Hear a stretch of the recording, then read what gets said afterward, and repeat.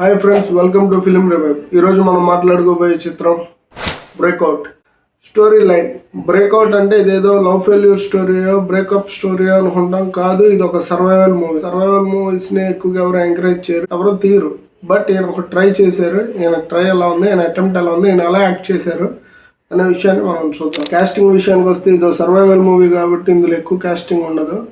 Hero Gautam గారు ఎవరంటే మన బ్రహ్మానందం గారు వాళ్ళ అబ్బాయి. ఇంతకుముందు ఇతను బసంతి అనే మూవీ చేశాడు. చాలా ఓల్డ్ మూవీ, ఇది ఇంచుమించు ఒక 10-12 ఇయర్స్ అవుతున్నట్టుంది ఆ మూవీ వచ్చి. అంతకుముందు ఇంకో సినిమా చేశారు, కానీ నాకు బసంతి అనేది ఫేవరెట్ మూవీ. అది కూడా ఇలాంటిదే, ఒక సర్వైవల్ థీమ్లోనే ఉంటుంది. బహుశా ఆయన మైండ్ సెట్గా నచ్చుతాయి అనుకుంటా, అందుకే ఇలాంటి మూవీ చేయడం జరిగింది.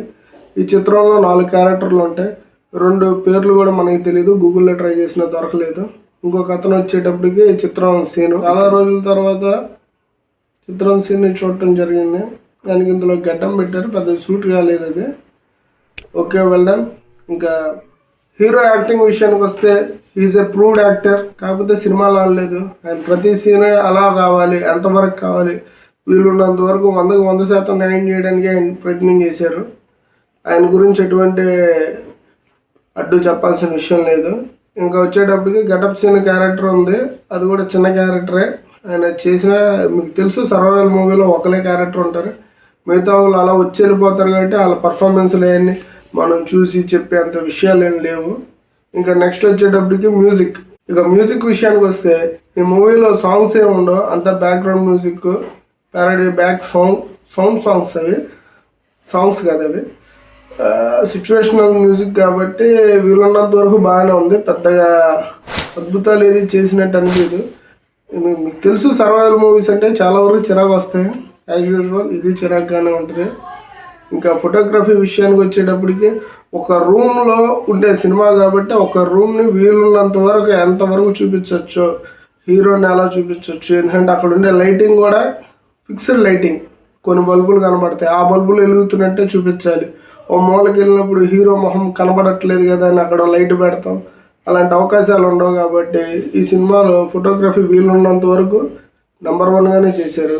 ఇక ఆర్ట్ వర్క్ విషయానికి వచ్చేటప్పుడు ఒక రూమ్ వీళ్ళు కనీసం ఒక 30 రోజులు చేసో 20 రోజుల్లో చేసి ఉంటారు ఈ సినిమాని. ఆ 20-30 డేస్ కూడా ఒక రూమ్కి వేసిన సెట్లో ప్లేసెస్, ఎక్కడ ఏ వస్తువు పెట్టాం, ఓ షార్ట్ తర్వాత అది ఎక్కడ పడింది, దాన్ని మళ్ళీ అక్కడే ఉంచి మళ్ళీ కంటిన్యూ చేయాలి. ఎందుకంటే మూమెంట్ ఇవ్వడానికి వేరే పర్సన్స్ ఉండరు ఆ రూమ్లో. సో అది ఎగ్జాక్ట్గా ఏ వస్తువుని ఎక్కడ పెట్టాం, అక్కడి నుంచి ఏది ఎలా తీసుకెళ్ళాం, అవన్నీ పర్ఫెక్ట్గా చేశారు. ఆర్ట్ వర్క్ కూడా ఈ సినిమాలో చాలా బాగుంది. చాలా చిన్న గదిలో కూడా ఆర్ట్ వర్క్ గురించి మాట్లాడుతున్నాం అంటే మీకు అర్థమైపోద్ది వాళ్ళు ఎంత బాగా చేసుకున్నారు అనేది. ఇక డైరెక్షన్ విషయానికి వస్తే, డైరెక్షన్లో ఇప్పుడు సర్వైవల్ మూవీస్లో అద్భుతమైన డైరెక్షన్ చేయడానికి ఏముండదు. వాళ్ళు థీమ్ అనుకుంటారు, హీరో స్ట్రగుల్స్ చూపించడం, హీరో ఫేస్ చేసే ప్రాబ్లమ్స్ చూపించడం. Most of the film hero బాధపడుతుంటే ఆ బాధని చూసి ఆడియన్స్ ఫీల్ అయితే అది హిట్ అయింది. అందులో ఆప్షన్స్ ఏమి ఉండవు. ఇందులో కూడా హీరో పడే బాధని ఆ మ్యూజిక్తో, ఆ సినిమాటోగ్రఫీతో తీసుకెళ్లారు. ఆయన హీరో గారి యాక్టింగ్తో తీసుకెళ్లారు. డైరెక్టర్ కూడా వీలున్నంత వరకు చూపించారు. సో ఇంకా ఈ డైరెక్టర్ గురించి నేనైతే ఏం చెప్పాలనుకోవట్లేదు, ఎందుకంటే చెప్పేంత విషయం ఏమీ చేయలేదు. ఎందుకంటే సర్వైవల్ మూవీస్ ఆకట్టుకోవు అనేది ఫిక్స్డ్ మైండ్లో ఉంది. అలాంటప్పుడు వీళ్ళు చేసింది మనం ఆకట్టుకుంటే మనం వెళ్ళి సెర్చ్ చేసి ఆయన పేరు గుర్తుపెట్టుకొని చెప్తాం. గుర్తుపెట్టుకునే అంత లేదు కాబట్టి ఈ పేరు నేను చెప్పట్లేదు, నాకు తెలిసినా చెప్పట్లేదు.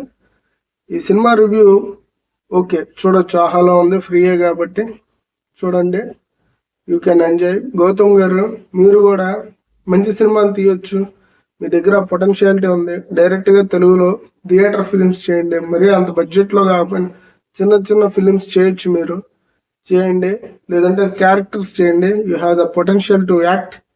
దయచేసి హీరోగా చేస్తాను, ఇలాంటి క్యారెక్టర్లే చేస్తాను, ఇలాంటి స్టోరీ లైన్లే చేస్తాను అని కూర్చోవద్దు. ఏదో ఒక క్యారెక్టర్ చేస్తూ ఉండండి. One day you will be a big hero also. Thanks for watching Film Revive. ఇంకా మంచి రివ్యూస్ కావాలన్నా, ఇలాంటి కంటెంట్ ఇంకా కావాలన్నా ప్లీజ్ సబ్స్క్రైబ్. Thank you.